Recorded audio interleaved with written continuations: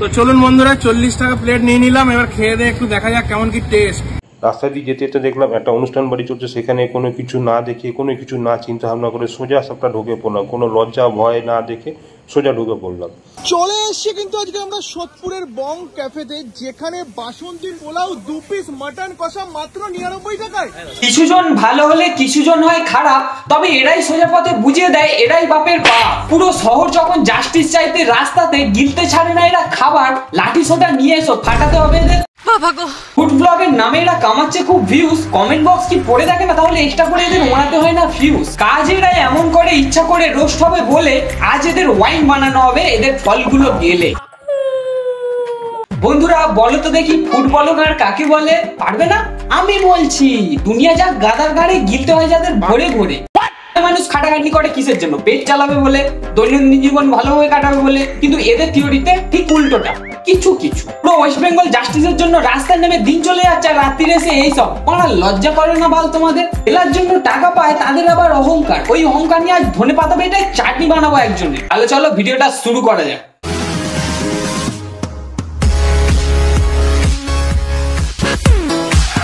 Wait তার আগে আমি একটু গিটার বাজাবো, দেখি বাজে কি আর বাজলেও শোনা যায় কি। আসলে চারপাশে অনেকে গান গাইছে তো, তাই আওয়াজটা একটু অল্প আসছে, একটু কম্প্রোমাইজ করে নাও। কি আওয়াজই তো হচ্ছে না। ও এত জোরে জোরে গিটার বাজালে আমার বাজানোর আওয়াজ কি থোড়ি শোনা যাবে? ঠিক আছে সমরিয়া। নায়িকা সুন্দর হলে কি হবে, অ্যাক্টিংটাই যে পারে না। একজন তো ব্যাকগ্রাউন্ড সাউন্ড দিয়ে কিছু একটা করেছিল, তো সেটাও পারেনি। অবশ্যই এদের অ্যাক্টিং করতে লাগবেও না, সেই সিনেমা জগতে বললো বা রিয়েল লাইফে। আসলে এদের জীবনটাই অ্যাক্টিং।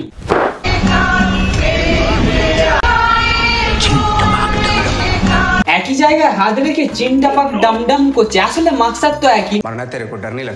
মানে হাত দিয়ে এরকম করলেই অনেক সুন্দর মধুর আওয়াজ বেরোবে। অনেক মাল্টি ট্যালেন্টেড আমাদের দিদি, অ্যাক্ট্রেস, পলিটিশিয়ান, তারপরে হচ্ছে গিটার আর্টিস্ট, সবকিছু একসাথে মিক্স করে ফুটিয়ে তুলেছে ভালোভাবে। তুই সমঝা?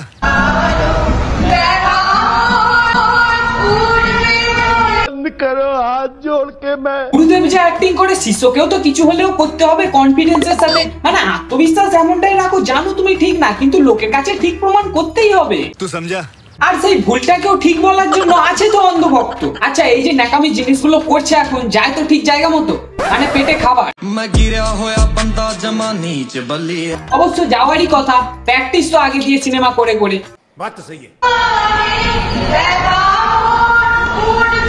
অ্যাকচুয়ালি সব জায়গায় যেহেতু উংলি করা অভ্যাস, তাই আঙুল দিয়ে বাজাচ্ছিল। হঠাৎ করে মনে পড়লো জনগণ যেহেতু ক্ষিপ্ত, পরবর্তীকালে যদি না কোনো সিনেমা দেখে, তাই আঙুলটাকে সরিয়ে কাঠি দিয়ে করার চেষ্টা করছে, মানে বাজানো। এখানে মডার্ন বিন্দু মাছের কোনো দোষ নেই। এবার এটাও হতে পারে শখের মানুষ তো অনেকেই ত্যাগ করে, তাই মনে পাথর রেখে আঙুল দিয়ে বাজাচ্ছিল। কিন্তু শখের নখ তো ত্যাগ করা যায় না, যে হিসাবে না লাগছিল গিটারের তার ভেঙে যেতেই পারে, তাই রিপ্লেসমেন্টে ওটা ইউজ করলো। খারাপ ভেবো না। এবার চলে আসবো শান্তিতে করা এক চোদু ফুড ব্লগারকে নিয়ে। আজকে অনেকে আপনারা আমাকে যেই জন্য মেনলি বলছিলেন যে জাস্টিস ফর আরজি কর। কেউ বলতে বললে তবে বলবে, না হলে ইচিং বিচিং চিচিং ফাঁক। সোশ্যাল মিডিয়াতে কাজ করো, এত বড় বড় কেস ঘটছে, সেটা নিয়ে কোনো যায় আসে না। লজ্জা লাগা দরকার। আল খাচ্ছে, ভিডিও রিঅ্যাকশনও খুব একটা ভালো না, তাই লাইভে এসে এইসব, তাও নিজের স্বার্থে। সত্যি কিন্তু আমরা যেভাবে মানে বিগত দিনে এগিয়ে যাচ্ছি, জানি না যে আমরা মা বোনেদের সম্মান রাত্রিবেলায় সেফ কিনা।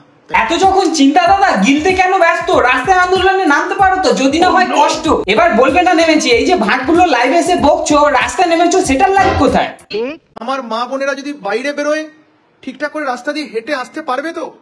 এটা নিয়ে কিন্তু মেন বড় প্রশ্ন চিহ্নতে দাঁড়িয়ে যাচ্ছি আমরা, কি তাই তো? অ্যাজ এ ক্রিয়েটর হিসাবে দাবি জানানো উচিত না? জিজ্ঞাসা করছো আগে এটা বলো। তোমার মতো বিসমাল একটা জিনিস খুব ভালো পারে, আপনাকাম বান্তা ভার মে যায় জানতা।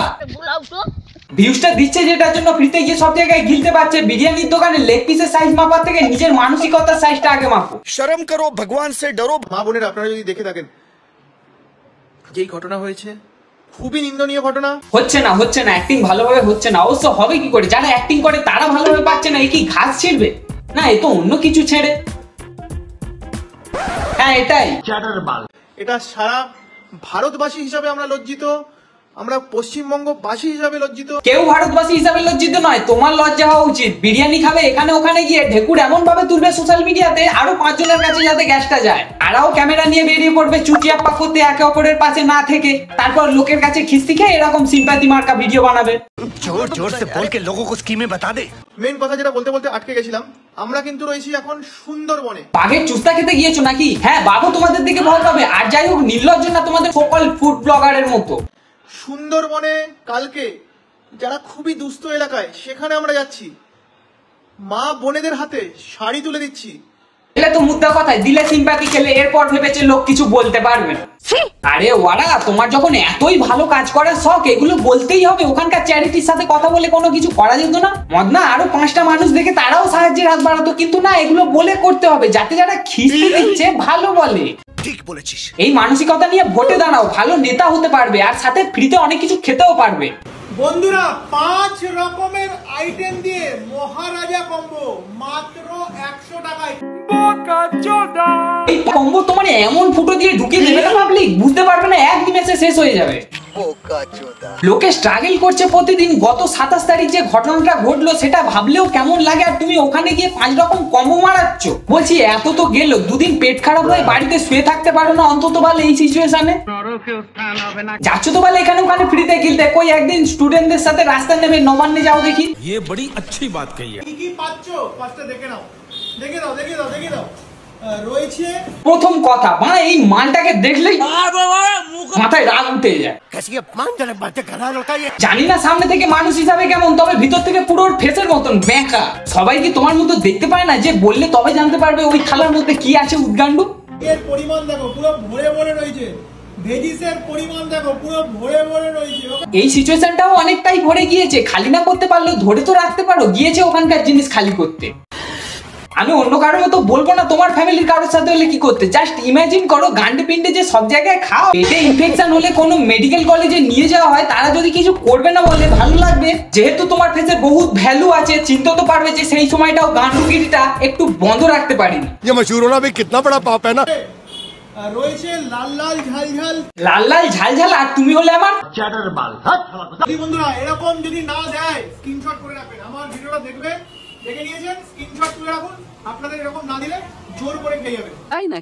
বাবার ঘরের মাল তো জোর করে পেয়ে যাবে। তোমার মতো পোড়া কয়লাকে কে ডাকে তার কথাই ভাবছি। পিছনের বোর্ডটা তো কেউ দেখতে পায়নি যে কি লেখা আছে। নিজের মতো সবাইকে ভাবাটা একটু বন্ধ করো। এর মতো মালগুলোকে কারা ফুড ব্লগার বলে সেটাই ভাবছি। মুখে ঢুকিয়েই যেন 1 সপ্তাহ ধরে কিছু খাইনি। রস যদি টোপে টোপে পড়ে তাহলে অন্য কিছু খাওয়ার ভিডিও বানাতে পারো। চাকদা হসপিটাল রোড ঝিল পাড়ের ঠিক পাশে এসবিআই যে এটিএমটা আছে, তার ঠিক অপোজিটে। তাতে আমার বাল ছেঁড়া গেল। বিশ্বাস করো, জানা বা যে একে ডাকে এই খারাপ সময়, মানে এই খারাপ পরিস্থিতিতে, মানছি তাদের পেট চালাতে হবে, কিন্তু তাদের কি একটুও কাস্টমার জোটে না? এই যে অ্যাড্রেস গুলো বলে না, একদিকে ভালো, ভুল করেও যদি আমি বা আমার বন্ধুরা কোনোদিন গিয়ে থাকি, জীবনে খাবো না আর না দেবো চেনাশোনা কাউকে যেতে। আবালের দল, লোকের ফেটে যাচ্ছে আর এরা পেঁয়াজি মেরে যাচ্ছে।